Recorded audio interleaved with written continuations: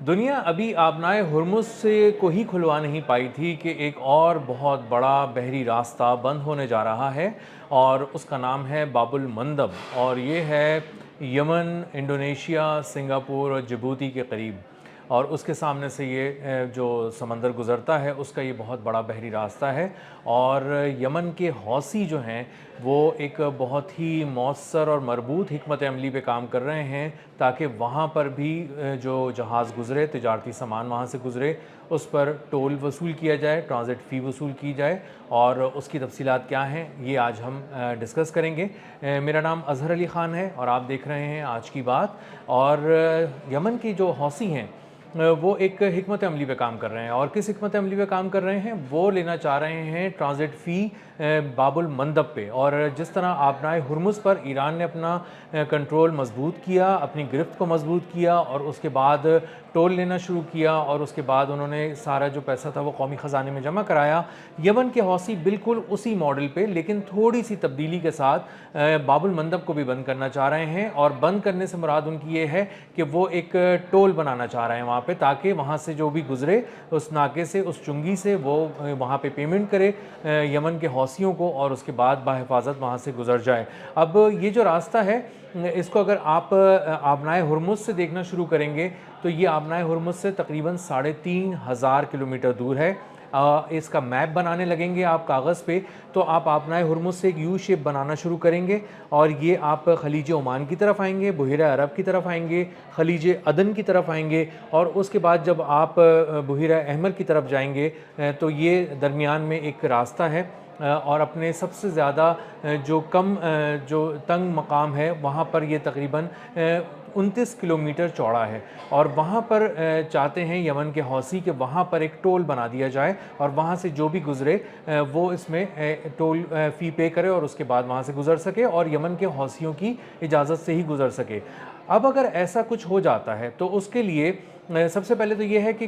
Yemen के हौसियों ने इसके बारे में सोचा क्या है। उन्होंने ये कम से कम इतना ज़रूर सोचा है कि जब भी हम कोई टोल वसूल करेंगे वो डॉलर्स में नहीं होगा। तो आप इसको आसान ज़बान में कह सकते हैं कि जो अमेरिका का डॉलर है, पेट्रो डॉलर है, वो एक बार फिर आबनाए हुर्मुज़ के बाद बाबुल मंदब पर भी गर्क कर दिया जाएगा। और उसके बाद एक नई करेंसी वजूद में आएगी। जिस तरह हमने पहले भी कहा कि आबनाए हुर्मुज़ की करेंसी है वो डिजिटल करेंसी है और या फिर युआन है, इसी तरह बाबुल मंदब की भी एक करेंसी बनेगी और वो यकीनी तौर पे चाइनीज़ युआन होगा या फिर वो डिजिटल स्टेबल कॉइन्स जो क्रिप्टो करेंसी है, वो कॉइन्स जिनमें इस्तेहकाम देखा जाता है, जो बहुत तेज़ी से जिनकी कीमत नहीं गिरती है और उनको कैश कराया जा सकता है बहुत आराम से, उन कॉइन्स में उन डिजिटल पेमेंट्स के ज़रिए वसूली की जाएगी। और उसके बाद एक कोड दिया जाएगा जिस तरह आबनाए हुर्मुज़ पे ईरान एक कोड देता है गुज़रने के लिए जहाज़ों को, और उसके बाद वहाँ से जहाज़ बाबुल मंदब से गुज़र सकेंगे। अब अगर इस रास्ते को बंद कर दिया जाए या यहाँ पर कोई नाका लगा दिया जाए, चुंगी वसूल की जाए, यहाँ पर टोल लगा दिया जाए, तो कौन से ममालिक सबसे ज़्यादा मुतासिर होंगे? अगर आप इसको देखना शुरू करेंगे तो आपको अंदाज़ा होगा कि ये एक मोटे मोटे अगर हम रीजन्स को देख लें तो एशिया का सामान यूरोप जाने में बहुत मुश्किलात का सामना करना पड़ेगा। मिडल ईस्ट को भी जो जितने मुल्क हैं यहाँ मशरिक़ वस्ता के खलीज के ममालिक हैं उनको बहुत ज़्यादा मुश्किलात का सामना करना पड़ेगा। जो खलीजी ममालिक हैं उनका तेल यहाँ से गुज़रता है और उनका तेल जो है वो यहाँ से नहीं गुज़र पाएगा बग़ैर पैसे दिए। और इसी तरह जो अमेरिका का बहुत सारा तिजारती सामान है जो ड्राई कार्गो होता है वो यहाँ से नहीं गुज़र सकेगा। इसी तरह सऊदी अरब है, इराक़ है, इसके अलावा मुत्तहदा अरब अमारात है, इनकी जो तेल की पैदावार है वो यहाँ से जो एक्सपोर्ट करते हैं, ये ऑयल एक्सपोर्ट्स करते हैं, वो यहाँ से नहीं गुज़र सकेगी। दुनिया का तकरीबन 10% जो तेल है वो यहाँ से गुज़रता है बाबुल मंदब से। और इसके अलावा जो तिजारती सामान है मजमूई तौर पर वो 12% गुज़रता है। तकरीबन 20,000 के करीब वेसल्स जो हैं, जो तिजारती जहाज़ हैं, वो यहाँ से हर साल गुज़रते हैं। तो ये एक इंतहाई मसरूफ़ रास्ता है। और आबनाए हुर्मुज़ के बाद अगर इसे भी बंद कर दें आप और यहाँ से भी टोल लेना शुरू करें तो इसका मतलब है कि दुनिया को आपने एक यू शेप के अंदर लिया है और दोनों तरफ से बंद कर दिया है। और अगर किसी को आबनाए हुर्मुज़ से नहीं जाना और उसको बहुत लंबा रास्ता तय करके यहाँ से गुजरने का भी प्रोग्राम है तो यहाँ भी उसको पैसे देने पड़ेंगे, टोल देना पड़ेगा। तो यानी आबनाए हुर्मुज़ पे ईरान का कंट्रोल है और इस तरफ यमन के हौसियों का कंट्रोल हो जाएगा। तो दोनों तरफ से तिजारती सामान यहाँ से नहीं जा सकेगा। अब अगर तिजारती सामान को हौसी रोकते हैं तो क्या होता है? इंटरनेशनली जो आलमी कवानीन है उसके मुताबिक तो यहाँ पर कोई इस तरह का टोल नहीं बनाया जा सकता और वसूल भी नहीं किया जा सकता, यानी जो कुछ भी यमन के हौसी करेंगे वो किसी दर्जे में कहलाया जाएगा कि किसी तरह से अपनी चीज़ को नाफिज करने वाली बात होगी, और उसको बहुत सारे मुल्क ज़बरदस्ती शुरू में देना शुरू करेंगे पैसे। तो जो ज़बरदस्ती का काम होगा उसको रोकने के लिए ये ममालिक जिनकी यहाँ से तिजारत बहुत ज़्यादा होती है, फिर ये भी मुमकिन है कि वो अपनी नेवी को यहाँ भेजने की कोशिश करें, या वो किसी तरह कोई हिफाजती इंतज़ाम ऐसा बनाएं जिसके ज़रिए वहाँ से उनके जहाज़ बाबुल मंदब से बग़ैर किसी पेमेंट के यहाँ से गुज़र सकें। अब ये इतना आसान नहीं होगा। जब यहाँ से गुज़रने लगेंगे तो हौसियों का यहाँ पर एक वो बहुत ही मुकम्मल कंट्रोल भी है, बहुत ही उनकी गिरफ्त मजबूत भी है, और वो जब इस मेकैनिज़म को बनाने जाएंगे, इम्प्लीमेंट करने जाएंगे, इस पर अमल दरामद करने जाएंगे, तो मज़ीद कुछ ऐसे इक़दामात भी करेंगे कि किसी भी तरह कोई भी मुल्क अपने जहाज़ को यहाँ से अपनी किसी हिफाजत में या किसी हिफाजती इंतज़ाम के तहत यहाँ से गुजार ना सके। अब अगर इस तरह की कोई हिफाजती इंतज़ाम होता है तो क्या अमेरिका भी अपनी नेवी को कहेगा कि वो रेड सी में मौजूद रहे, खलीज अदन के पास मौजूद रहे, और उसके बाद एक एक जहाज़ को या कुछ तिजारती जहाज़ों को एक जगह रोक कर एक काफ़िले की सूरत में यहाँ से गुजारा जाए सिक्योरिटी के तहत? तो ये एक बड़ा चैलेंजिंग टास्क होगा तमाम ममालिक के लिए। इसी तरह मुत्तहिदा अरब अमारात को, इराक़ को, सऊदी अरब को, इन सब को भी देखना पड़ेगा। इसी के साथ साथ यहाँ से चीन के भी कुछ तिजारती सामान गुजरता है, तो अगर उनको भी रियायत फिर भी दी गई तब भी यहाँ पर जो जहाज़ हैं उनकी तादाद इतनी है कि वहाँ से अगर गुज़रें और उनसे थोड़ा बहुत भी टोल लिया जाए तो वो भी ठीक ठाक बन जाता है। तो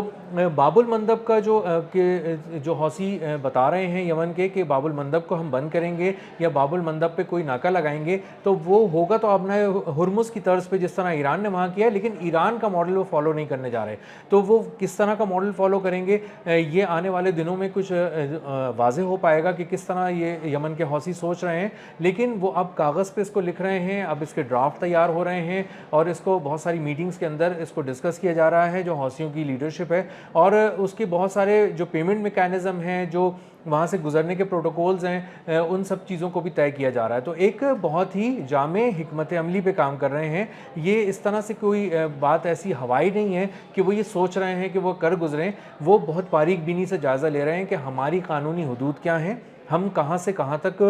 टोल ले सकते हैं, कौन कौन से ममालिक ऐसे हैं जो बराह रास्त उस टोल की जद में आएंगे और उनसे हमें कैसे निमटना पड़ सकता है, वो कौन कौन से तरीक़े ऐसे हैं जिन पे वो अमल करेंगे और टोल नहीं देंगे और अपने तिजारती सामान को, अपने तेल को यहाँ से गुजारने की कोशिश करेंगे। तो उनसे निमटने का हमारा तरीक़ाकार क्या होगा, इस पर भी बहुत सारे इजलास ऐसे हैं जिन पर यमन की जो हौसी हैं वो अपनी उनकी जो लीडरशिप है वो इस पर मुसलसल बात कर रही है। बाबुल मंदब रास्ता तो बहुत छोटा सा है, तकरीबन 29 किलोमीटर चौड़ा है, लेकिन ये छोटा सा रास्ता भी इम्पैक्ट बहुत बड़ा डालेगा जो आलमी तिजारत है उस पर, क्योंकि यहाँ से रोज़ाना 70 लाख बैरल तेल गुजरता है और मजमूई तौर पे 10% तेल गुजर रहा होता है दुनिया की जो कंजम्पशन है। अगर इसको रोकेंगे, इसको महंगा करेंगे तो यहाँ पे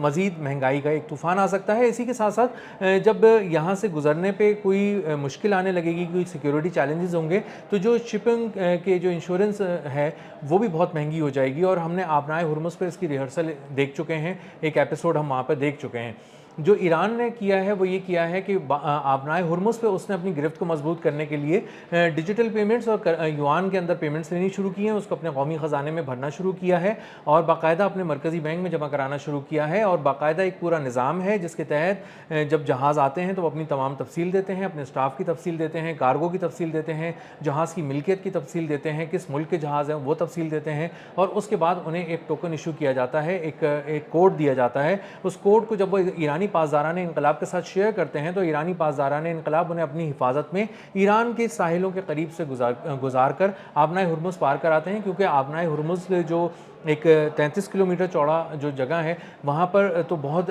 बड़ी तादाद में यहाँ पे हज़ारों के करीब बारूदी सुरंगें बिछाई गई हैं और सिर्फ ईरान जानता है कि किन मकामात पर उस पानी में बारूदी सुरंगें नहीं हैं और कहाँ से तिजारती जहाज़ों को लाया जा सकता है। और ईरान ने इस पर अपना जो भी कुछ सोचता है पॉलिसी उस पर अमल दरामद भी करके दिखाया है दो तरह से। एक तो वो जहाज़ जिन्होंने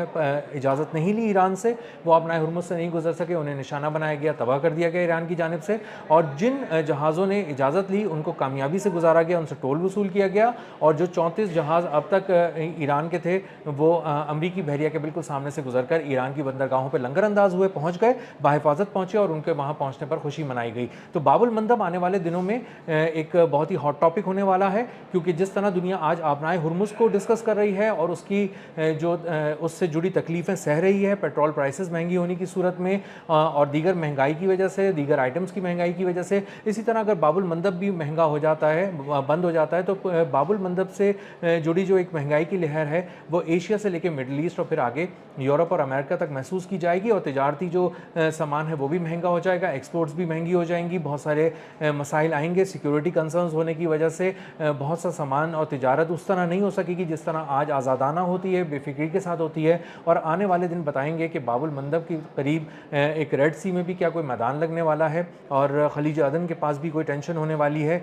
یا پھر یہ دنیا اس کو کسی بہتر انداز میں ڈیل کرے گی، اور یمن کے حوثی جو ہیں وہ اس کو کرنے میں کامیاب ہوں گے یا نہیں ہوں گے، تو آنے والے دن بتائیں گے۔ ملتے ہیں اگلے ولاگ میں کسی نئے خبر، نئے تجزیے اور نئے زاویے کے ساتھ۔